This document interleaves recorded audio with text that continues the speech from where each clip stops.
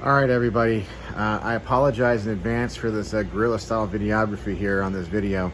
Hopefully you'll understand why I am here by the time you get to the end. But given everything that I just found out, I wanted to put something out there and kind of tell what happened to me in case you ever come across this person. Unfortunately, because of everything, I don't have a way to edit this video, so I can't put a picture directly on this video. But I was on Grindr about a month and a half ago and came across somebody named Eliana Flamme. Her legal name is Dustin Knoblauch. And she told me that she was homeless and had nowhere to go. And, you know, being a part of the queer community, I have a soft spot for trans women. I myself am non-binary. Ignore the beard. You understand why I have this by the time you make it to the end of this video. So she told me this god-awful story about how she had been burglarized in her apartment in Nashville, had a knife put to her throat, and then when she reported it, her roommates kicked her out. Short story. And so I felt bad and kind of believed it, because living in the South, people here can be very less than understanding towards trans people specifically. So I said, come on, you can stay with me. I was in Dixon, Tennessee, working and living at the same hotel. And I said, this is not the place you want to be, but if you literally have nowhere else to go, you can come here. During the month or so, a little over, that she stayed with me, she caused nothing but problems. She had a drug problem with meth, and I'm going to be honest with you, I myself, for a couple weeks, ended up on that shit. And thank God, you know, I had the common sense to stop, but she doesn't, and doesn't know her limits. And so more than once, she found herself in very bad situations where she would go and meet some random stranger and come back and say she was raped or something. And there were always strangers coming to my door, people I didn't know, people she didn't even necessarily know, because of the situations that she would put herself in because of her drug use. And over that period of time, I never really had an incident at my job, also where I lived, during the 3 years that I was there. I was a good employee. I was incredibly underpaid for all the work that I did. You can go and actually look at the Roadway Inn in Dixon, Tennessee, and see all of the reviews there that have been left since I started working there. I took that place up from a 2.8 to a 3.6 on Google. You know how hard that is? I mean, that's thousands of dollars of the PR work I did for this place. They loved me. And within a month, the owner can't even stand to look at me anymore, because she was so ungrateful for any of the help that anybody gave her. Me and my boss for allowing her to stay with me in my room rent-free during the time she was there. She would just give him and his wife lip. It really put me in a lot of awkward positions. Well, then came the time, it came time for us to finally go. We realized that we were going to have to get out of this place. I myself been dying to get out of this place for a long time. And I'm happy to take it out. And she needed to go back to New York, because obviously living in a conservative community as a trans woman is not going to be a great place to find work, which she rarely ever looked for a job while she was there. But when she did apply for a job, she kept coming across roadblocks, and would blame it on being trans. How true that is, I have my doubts a little bit, because I've caught her in a couple of lies.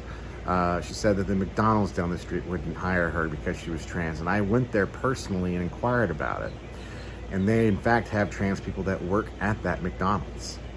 So it's just one of those things that just perpetually just didn't add up. But in my desire to leave and her need to leave, we both agreed we were going to go to New York. And we're about 4 days out from actually leaving. I've quit my job. They've already hired a replacement. I'm going to have to vacate my room. We have this huge fight, because she's so high on meth that she imagines there's an armed gunman outside her door and calls the police. And I'm just getting off work, and I'm immediately walking to my door, and I'm like, why are there police at my door talking to Eliana? And that's when they said that there was an armed gunman outside my door. My coworker who relieved me, and the cops all went and checked the security footage, and there was nobody there. She had done so much meth that she was literally seeing what they call shadow people. Apparently that's an actual term for this, and was hallucinating. And I don't think I ever felt that disappointed in anybody I cared about in my life. And yes, I cared about this person. And I told her I couldn't go to New York with her because I couldn't trust her.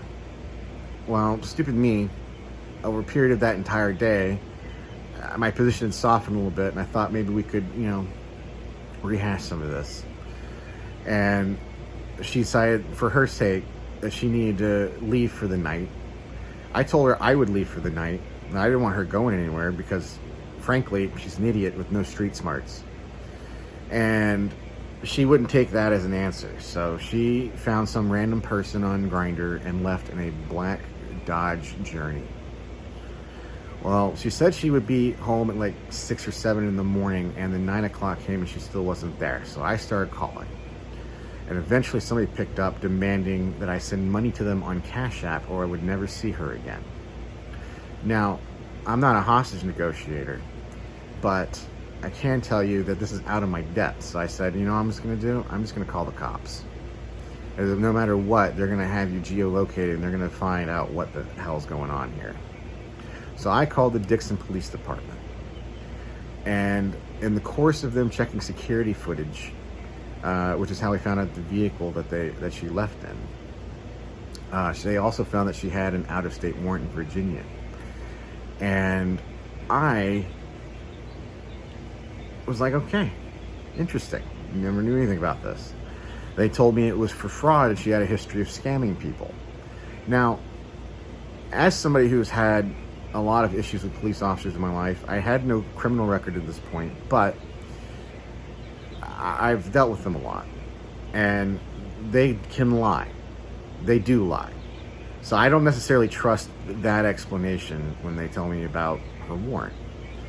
But after about 45 minutes to an hour of dealing with this at the front office, I go back to my room and magically she's back. She is in my bed crying, and she tells me that she was raped. This is not the first time she's told me this, but this time the story was so vivid, I could actually really believe it still to this day, despite everything that happened. And I immediately started trying to help as much as I could in the circumstances, but when I had called the Dixon Police Department to let them know that she'd returned, I told them, one, that she had been raped, and that two, I know that they found an out-of-state warrant, but we're literally about to go to New York in 4 days. Can you just forget about it and you'll never see us again? And they said at the time that it was an out-of-state warrant, some legal mumbo jumbo, and they didn't have to do anything about it. I said, great, it's one less thing we got to worry about at this moment. We'll deal with the warrant later. They came back 20 minutes later and arrested her. Actually came back first to make her tell them everything that happened the previous night, even though it didn't happen in their jurisdiction. It happened in Nashville. There was a police report already on file about it. But then they came back and arrested her after the second visit. And I'm heartbroken. I am seeing this from the side of, this person just got raped and arrested on a charge they knew nothing about in one day.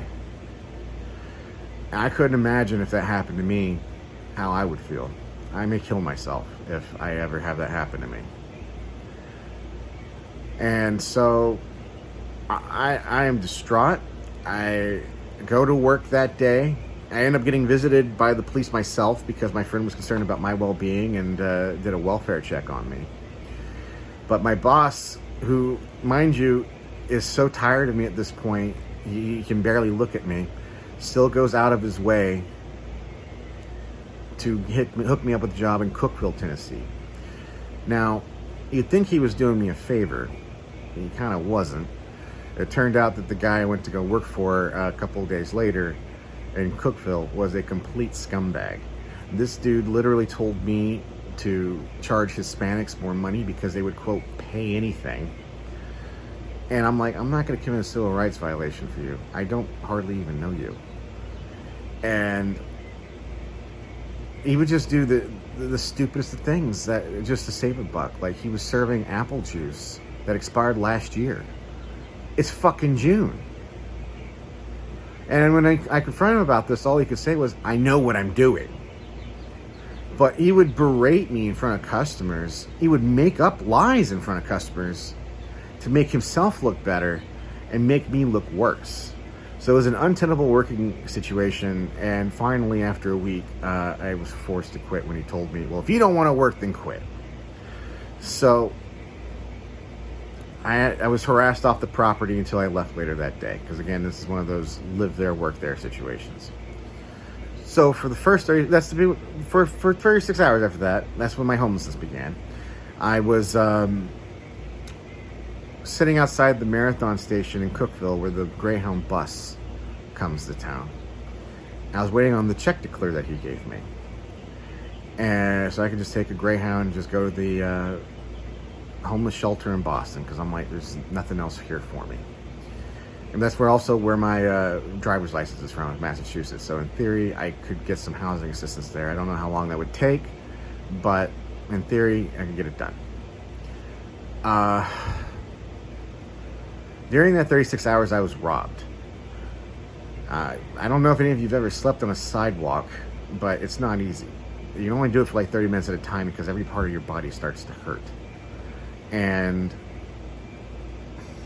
I woke up at about 3 o'clock in the morning from one of these 30-minute naps and discovered somebody was about to steal two of my laptops, my only two laptops, one of which doesn't even connect to Wi-Fi, it just has all my stuff on there. And I'm like, can I help you? And a physical altercation ensued. I literally had a rock stuck in my hand right here. I couldn't even get it out. I have this right here, which is now infected. It oozes orange pus if you push it in the right spot.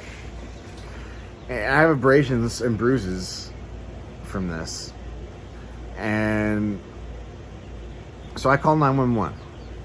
And the Cookville Police Department showed up. And despite the perpetrator still being on the property, despite me being bloodied up and some altercation obviously having happened, and despite the fact that I had him on camera running from my stuff after I caught him red-handed, they did nothing. They even told me that technically he didn't commit a crime because he didn't actually steal anything. To which my response was, technically the people who shoplift at Walmart that get caught also didn't steal anything because they never left the property, but you still charge them, don't you? So that's different. I'm like, yeah, because Walmart has money and I don't. I'm currently on the streets and you know that. So that wasn't shocking at all that the cops didn't help. The cops are useless. I'm sorry to say, if you're a cop, your chances are you were just as useless. But what got me was that the EMS couldn't be of help either because they would not take me with my stuff. And it's not a lot of stuff. It was 3 bags and a tote. And I was like, really? So let me get this straight. You want to take me to the ER while leaving my stuff behind, while the cops didn't even remove the perpetrator from the property. That's easy pickings. I'm not fucking doing that. So EMS went away.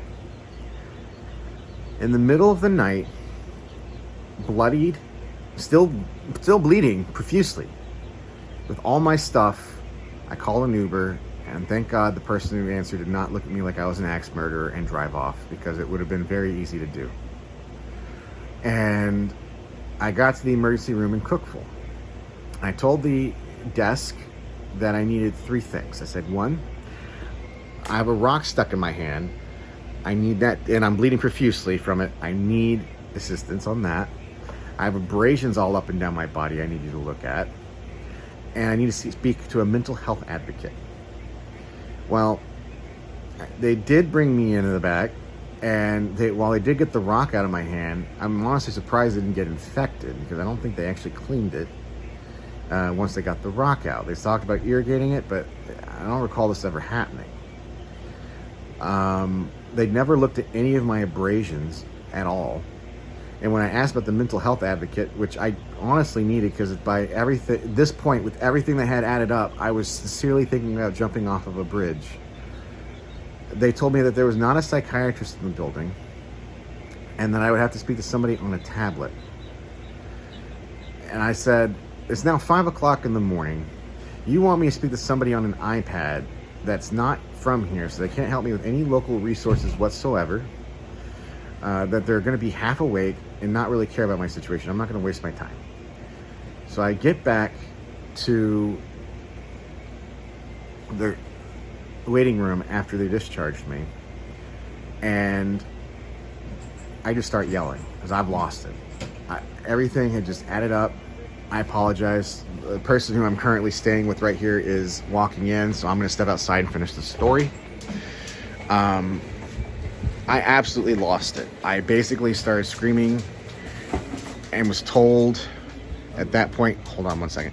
I'm going to go outside. I apologize. Like I said, I can't edit this right now because of everything that's happened. I just start screaming.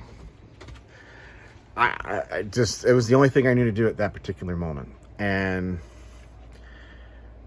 the front desk clerk came up and said I need to stop yelling. And I don't remember exactly what I said, but it was something akin to, you did nothing to help me. I will yell if I want. Well, this brought in security, which escalated the situation. And at this point, I genuinely wanted to leave. And I told them, I just need to sit here, request an Uber, and wait for it to arrive. And they wouldn't let me do it. And I also wanted the security guards to back off and go away because they were just inflaming everything that happened. And they wouldn't do that either. Eventually, there were a total of 7 security guards that were there. One of which was basically John Rambo, trying to use muscular intimidation on me to get me to do what he wanted me to do. And I told him, after getting nowhere in conversation and basically telling them to just call the cops and I'll have them help me, that I'm going to sit in a chair and I'm going to wait for the cops to arrive. And when I sat down, all 7 of them dragged me out of the chair and George Floyded me. I couldn't breathe. I was telling them I couldn't breathe. They told me to shut the fuck up, that if I couldn't breathe, I couldn't tell them that I couldn't breathe. And it was at this point is when the cops actually showed up. So in their perspective, they're just seeing me getting tackled on the ground. What made the situation worse is whenever they were investigating, the security guards said that I touched them first. I never touched them, not once. And I pleaded with the police officers to check the security cameras multiple times. And because I pleaded with them to do that, they just put me in the back of a cop car. They didn't look any further into it. I didn't have a criminal record before this day. It was completely clean. And I was charged with disorderly conduct and criminal trespass. I spent the next day in jail, went to court, pled guilty to the disorderly conduct, got the criminal trespass dismissed. Now I've got about $500 in fines, and I'm on 30 days on supervised probation. I'm not worried about that part. I'm not going to do anything. But essentially, now I've got a blemish on my criminal record, which could impact me with housing and employers in the future. You know how it is with criminal records. They're not fun. So I get released back into being homeless. And I go back after I retrieve my stuff and see that I've missed a bunch of phone calls from jail. I find out that Eliana has gotten her bond reduced to $200. So I'm like, okay, I can do that. I have exactly enough money after I borrowed a few bucks to Uber back from Cookeville to Dixon, which was $175. And I bailed her out my last $200. I had nothing else other than just enough money that I could bribe somebody to drive us back to Dixon. And I became homeless in Dixon with her. And from that point, it became, we need to get from here out of here. Now, for me, I expected her to deal with her criminal issues once we got to New York appropriately, but she needed to get out of Tennessee. I don't think she ever had any intention of doing that, to be perfectly honest, now that all of this has happened. But I also still need to get out of here because Tennessee is basically killing me at this point. And so we are trying to work together, but she will do nothing. She doesn't have a phone, so she doesn't have access to like her Chime account or anything. So she's dependent on doing either asking her friends on Facebook for money through my Facebook, using my Cash App and my Facebook Pay to get anything she can, which was basically, I think she got us a room one night because she suck somebody's dick. And that was it. That is pretty much the extent of how much she helped. She got one $100 payment out of somebody through Facebook Pay that got stuck in processing, and I'm probably never going to see it. Everything else, I did. I begged every person that I ever met that I had contact information for help. And I can't tell you how embarrassed I am. I really can't. It's one thing when you're like a YouTuber or a Twitch streamer or something like that, and you can be like, hey, financially support your free entertainment. But it's another when you have to go to them and tell them that your life is basically over. As somebody who you haven't even talked to in 15 years. And I can't tell you, a little bit of money I did get, I cried over it. Because some of those people who came through, honestly, don't know all this shit. I told them the story I felt they needed to hear to help. And as the days go on, we are just constantly arguing because we're stressed, we're tired, we can't sleep because it's hot outside. And finally, it all culminates to yesterday. Well, I had called many, many churches from this area. I called 80 of them. Not an exaggeration on the number. And I told them our situation, and not a single one would help. Except potentially one, but they never gave us a confirm or deny. And I start thinking outside the box a little bit. I start thinking, what if we start calling churches in New York saying we're stranded in Tennessee and get tickets that way? Because she is from New York. And so the third church I called was an Episcopal church in Brooklyn, and they paid for our bus tickets. Which just goes to show that the blue states really got Christianity going on a lot better than the red states, I'm telling you. But at this point, whenever we have the bus tickets, we secure a hotel room. So now we've got a little bit of extra money. We don't have to necessarily save for those bus tickets. We get in the hotel room, eat a little bit of food, I go to sleep. I wake up with her waking me up, trying to get my PIN number to my debit card so she can go get some chocolate milk. And I say it, but I probably don't say it very well. And she asked me to repeat myself, and I don't remember exactly what was said, but I got grouchy because who likes being woken up, right? She went crazy, talking about being verbally abused, which is a line she's used with me before when she doesn't get her way. And I'm just like, you know what? I'm not dealing with this. And when I refused to engage and say you can leave or not, I don't care, she says she's going to call the cops. And she's going to have charges pressed against me for abuse.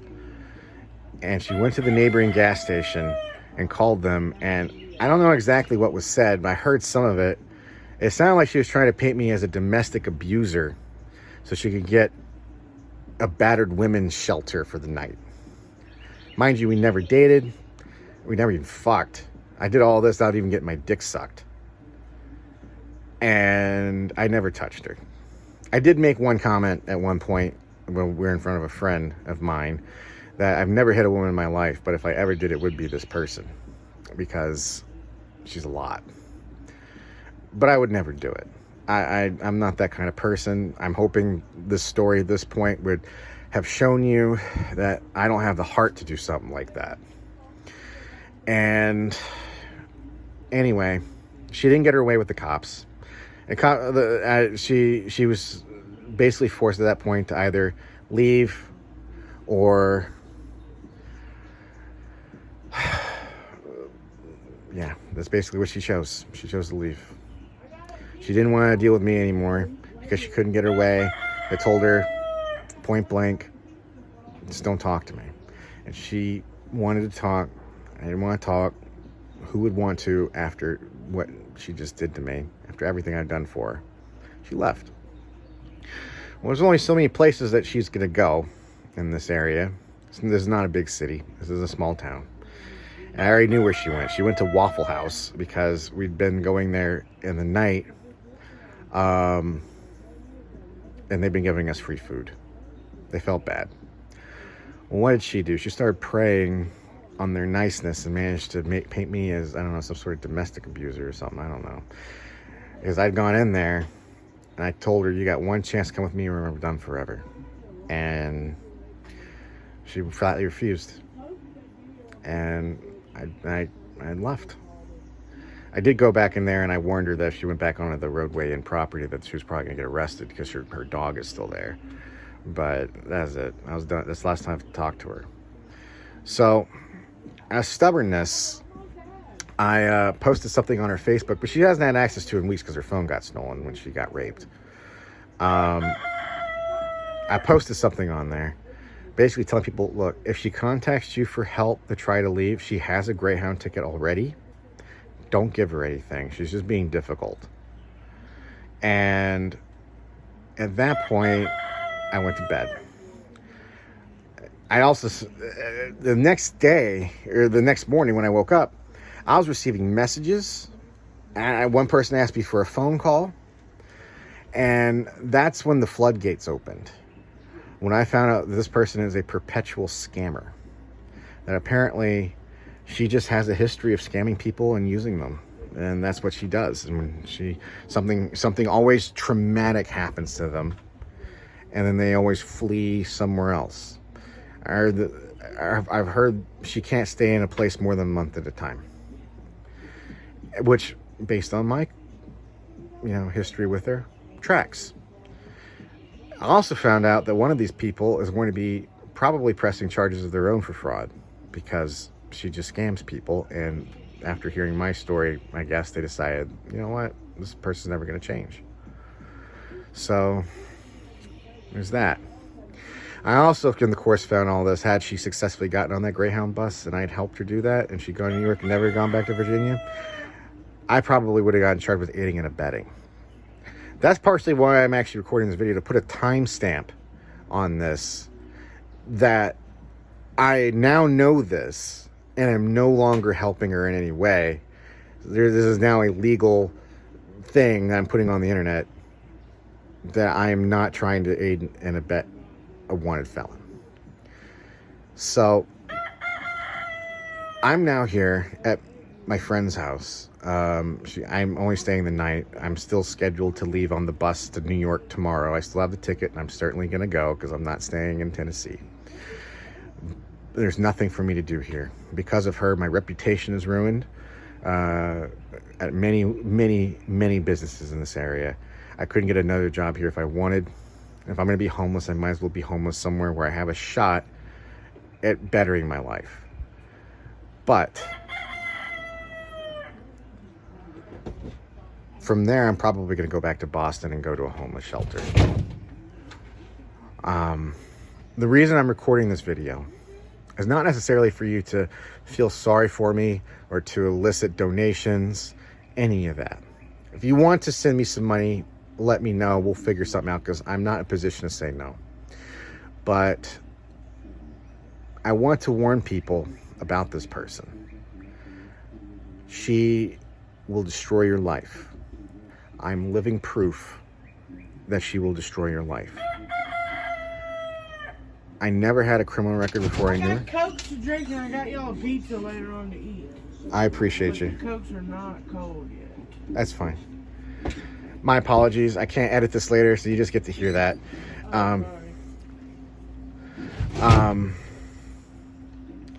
I want people to know they need to stay away from Eliana Flamme or Dustin Knoblauch, because if you don't, you're going to get hurt. And now somebody from Waffle House has felt sorry for her and let her stay with them, and I can only imagine what trouble they're going to get in when they find her in 5 days because she didn't leave the state.